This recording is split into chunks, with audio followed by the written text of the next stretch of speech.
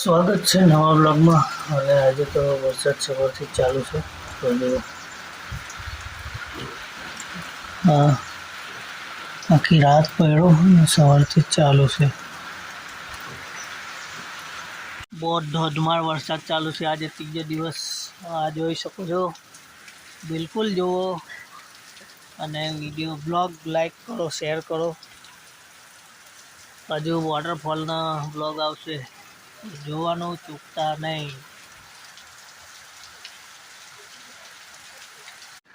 આ જો પાણી નાળું છલકાઈ જવાનું છે.